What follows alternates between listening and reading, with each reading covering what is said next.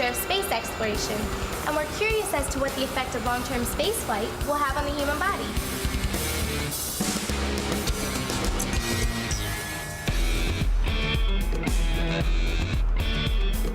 Exposure to spaceflight is very similar to prolonged bed rest. During prolonged exposure to weightlessness, the body gradually degrades and loses bone mass, muscle mass, and endurance capacity. Can these problems be prevented? We're not sure if they can be totally prevented, but with proper exercise and nutrition, the effects are minimized. We know how important it is to be in good physical condition, even if you aren't an astronaut. But do astronauts have to be in super condition? Actually, there are no physical requirements other than to be healthy and to pass a physical examination. But all astronauts should be in good physical condition. How is exercise in space different from regular exercise? Exercises performed in space are similar to exercises done on Earth, but with a few differences.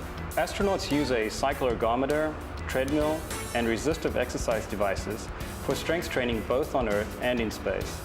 However, the equipment is just designed a little differently for space. How is the equipment different? The equipment has to be lighter because it is very expensive to carry mass into space. When you exercise on Earth, you work against your own body weight.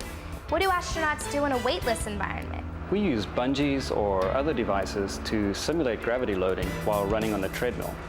And we increase the amount of resistance for some resistive exercises. Why is it important to exercise while in space? In space, exercise helps limit the amount of bone or muscle loss. Astronauts who are able to complete the exercise program return to Earth in better shape and recover faster. What happens if they don't exercise while in space? Those astronauts are at greater risk for bone fractures and have to complete a longer rehabilitation program. What concerns are there for the astronauts that are going to Mars and beyond? One concern is that the exercise equipment be very reliable. If it breaks down and is not repairable, then there would be serious health risks to the crew.